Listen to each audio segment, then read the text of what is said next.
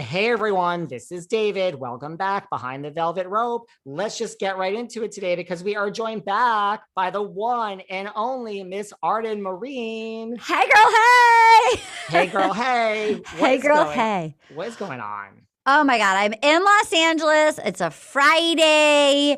My skin is clearing up, which is exciting. I had broken out earlier this week. So that's a win. Looking forward to the weekend and just really enjoying Bravo, The Bachelorette. And I have a new hobby. I've been playing tennis for the first time since high school. How's that going? I'm not good at tennis. Can I just say I was never good at tennis, so it's definitely an exercise in not letting like high school panic take over where my entire inner monologue was like, don't be a liability, don't be a liability. But like now it's super fun. I do all these clinics and it feels sort of like bougie jury duty where it's like a whole cast of characters you would never meet normally. And I get to wear cute tennis outfits and it's fun. I could picture you in a cute tennis outfit. Oh, she loves a visor. Sometimes I rock like a knee sock. I found like Amazon, a cute little boutique called Amazon. I don't know if you've heard of it, but I found like really cute like $30 tennis dresses. I've gotten like every color. It's very exciting, Dave. It's a fun sport to outfit. Perhaps when you're not doing your Bachelor podcast, do you ever think of starting like a side podcast? I mean, I would be dead if I did because I have no time, but in my head, I have ideas for a side podcast all the time. Oh, I truly love podcasting. And if I could clone myself, I would probably have like 15 podcasts for sure. Me too. Yes, me too. But we're going to talk about your Will You Accept This Rose Bachelor podcast in just a minute. Love it.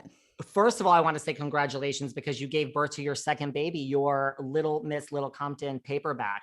Yes, I came out. If people were like, oh my God, it's so heavy as a hardcover. I've been waiting to read it, but my arms are so weak I can't lift up a hardcover. Great news. Little Miss Little Compton is available in paperback everywhere right now. It's a really fun read. It's a quick read. It's a good holiday gift. Yeah, you'll laugh. You might cry a little. It's all of it. Well, one day when I meet you in person, I will buy the hard copy and then I'll just have you sign it and yes. I'll read it and I'll put it away. But yes, honey. Yes. Anyway, what is going on? There's so much going on in the Bravo world, right? Oh, God. Obsessed. Okay, first, let me just say, so Beverly Hills has come and gone. Now, well, I was just going to say this. Right? Like, thank you. I'm clapping too, because let me just slow clap. What a season. What a season. Well, what a season. What a season. Now, here's the thing. Since we have had talk last, I have had Miss Susan Lucci on this podcast. Yes, obsessed. I've had Fran Drescher on this podcast. Also obsessed. Now we have Arden Myrin on this podcast. It's the three of us, the three best friends. You know, me, Susan Lucci, and Fran Drescher. Let me tell you, this audience listening doesn't really care about Susan. And they care. They care, but they do not care as much as us talking about. The whole world has gone crazy. They want to talk about nothing but Erika Jayne. That's what I've concluded. I'm happy to talk about Erika Jayne. Do you want to talk about Erika Jayne? Yeah. Because I haven't talked to you about Erika Jayne. I've talked to this lovely audience and I've had some. I want to talk to you. So what's the general temperature of you and your audience? What's the general temperature that you've taken? I mean, look, I always like to see two sides. I never have an opinion usually. I'm like, I want to see every side of everything. Yes. But no, I mean, I think the amount, maybe it's 1% support for Erika Jayne. Right. And 99% they want her crucified at the stake. Yeah. It's the orphans and widows factor. Well, that's what it is. That's the thing that's really hard to get around. You know what I mean? Like that. It's interesting watching that like in real time unfold, and then also watching on Salt Lake City, Jen Shaw. Like it's interesting. That's the thing about these Bravo shows. You're watching in real time things that we're a little like as viewers we're a little ahead of because we all know it's coming, and you're like, how is this going to play out? You know?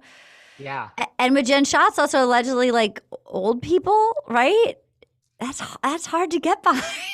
It's hard to get behind. I mean, that's the thing. Like, okay, Teresa, we believe that Teresa is Yes. just not the smartest Yes. on the shed. And so, Yes. but, you know, but here's the thing. Now, I'm just saying, can I just say something in general? Because I said this the other day. Please.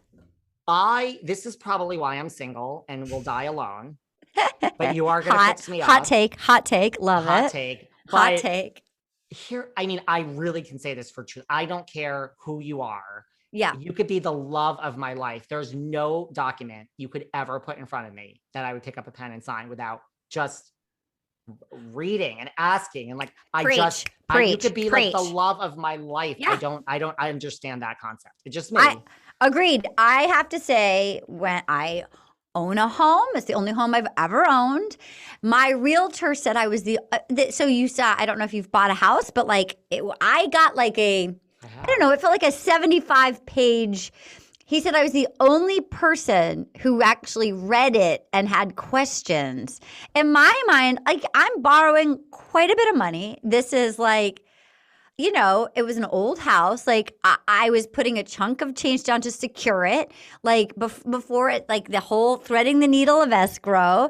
And so I read the whole, because I don't want to be on the hook for something, you know, and he was shocked that I read it. I think most people don't read a lot of things. No, well, I've bought apartments that I just went to a lawyer and I'm like, is there anything here I should know? So you're even better than me. I mean, I don't necessarily know what I was looking at, but yeah. That shit's big. It's like a thick document. Yeah. It's a thick document. But yeah, I agree with you. I would also not, I don't care who you are. I would also not sign nothing, never. I would never, ever sign anything that like a partner or a lover put in front of me. Never. So, I mean, yeah, I think that's what, like, do you think that Erika, listen, I don't even know if it's a matter of this, but like, do you think she knew anything? Because the thing is, like, I've had moments, very slight moments, where I could feel for her, like, especially like me too. The second part of the reunion, in the second part of the reunion, when Sutton was saying that she didn't know she owned a baseball team, and I thought, okay, like, is there this level of the thing that? For me, and again, I don't know anything. I don't know any of these people. To me, as a witness, just as a lay person, just a John Q. Public, Jayne Q. Public watching this, the thing that to me is like, but you didn't know, like, all that glam squad that was getting paid where'd that $20 million go that was in your account? Like, didn't you know that was your account? Like, even though you had to have stuff doled to you, that was to your account. Like, didn't you wonder? I don't know. Like, to me, that, like, when you really look back and you see all the private planes and you see the level, like, I know how much those shoes cost. Just the amount of that stuff. Like, does a lawyer really make that? I don't know. I don't roll with that level of wealth. So I don't know that it seemed like a lot. Well, I've said this too after watching this, and, you know, if I were married and my husband put the 25 million in my account. Now, would I take maybe $1 million and just figure that? But I would literally be like, this other 24 million, I literally want it out of my account. I mean, I would cry. Yes. But I would be take this, get this out of, why is this shit in my account? I would take 1 million and buy Amazon tennis dresses and cute visors. And then I'd be like, wait, this makes me feel nervous. Why is this under my name? What's happening? I agree with you. It's hard because there were times where I thought, okay, 1% of the time, where you're like, is this a woman where it's set up and it's very old fashioned and she was very young. And I could see where the power imbalance, like, okay, she was 27 and he was 60 or so, and like powerful.